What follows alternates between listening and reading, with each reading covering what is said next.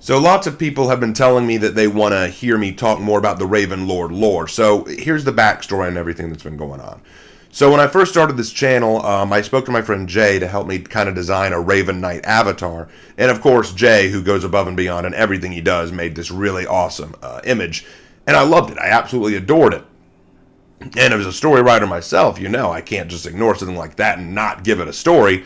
So I made kind of a cool story around it. But my brother Lark, he looked at it and said, dude, we should just make a whole lore around this, like a whole world, we love making fantasy stories. We love making whole world building setups, especially since my brother and I are fans of Dungeons and Dragons.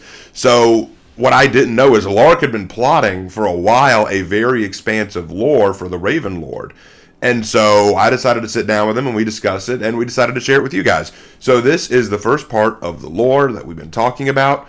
This is the creation of the world and the building of the Tigerian Empire. Today we're going to be talking about just the creation myth of this world.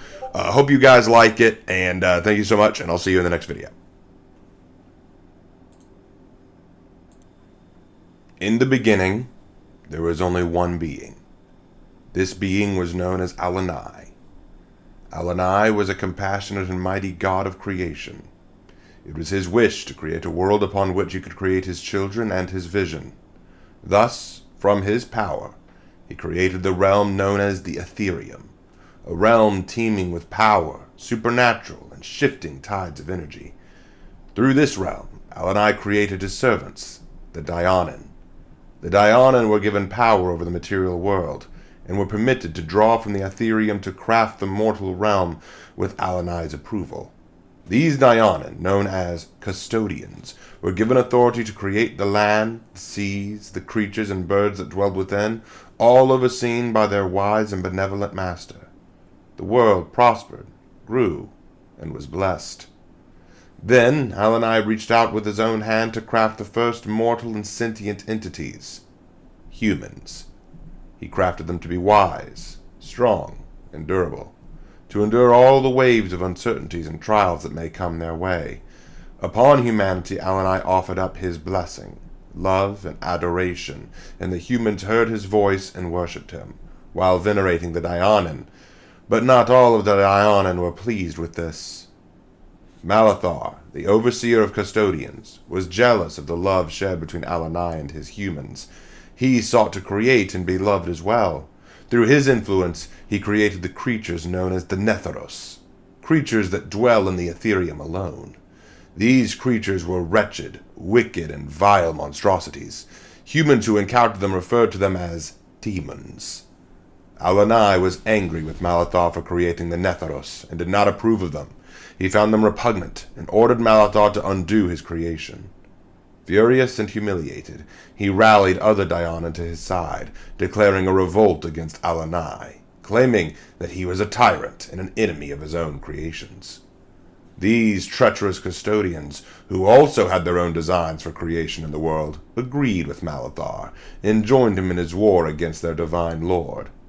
The loyal Dionin and the treacherous followers of Malathar would wage a fierce and massive war in the bowels of the Ethereum, which caused unprecedented, unstoppable, and terrible catastrophes across the realm. And the echoes of this war were felt in the mortal world as well, splitting continents, churning seas, and causing death, damnation, and destruction. The very world itself was shaken, and the world did not look the same as what Alanai had created. Seas churned and volcanoes sprouted like grass, covering the world with smoke, ash, and fire. Mankind fled in fear of this calamity, and all was devastation.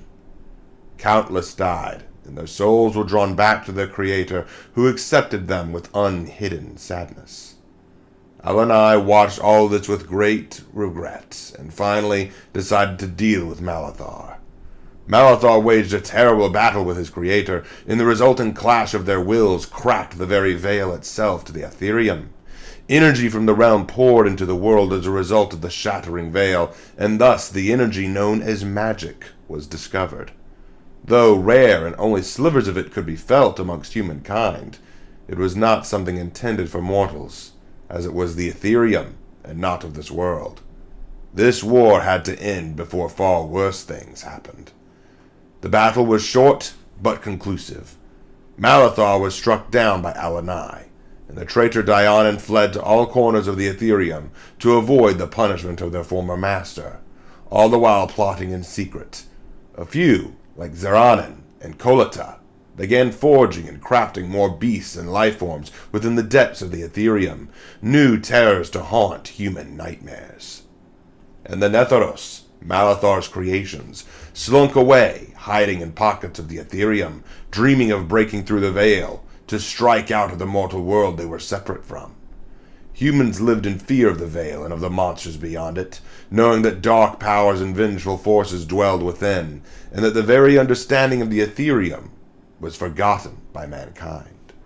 Once, it was the realm from which creation was given shape, but now it is a terrifying and unknown place that brings only fear to the hearts of mortals. As the war for the Ethereum was waged, several of the remaining custodian Dionan who oversaw the world continued their work to create and maintain it, seeking to rebuild and protect the humans that still lived. These humans, not hearing the voice of Alanai and frightened of the catastrophes going on around them, turned to these Dionan as their salvation. Pride took hold, and these Dionan began to experiment and branch away from the instructions of Alanai. It seems they were not so different from their traitorous kin, as they too sought to create what they wanted without the approval of Alanai.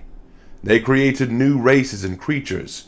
Some were afraid that Alanai would reject their work like he did the Netharos if they tried to build life from scratch. So instead they twisted human forms and created new ones. The elves, the dwarves, centaurs, lizard folk, the minotaurs, the ogres, the goblins. These Dionan hoped that perhaps if Alanai were to discover their races, he would still see the traces of humanity in them and not become too angry. But others were far more bold. They created new beings and creatures that bore no resemblance to humanity. The dragons, the chimera, the golems.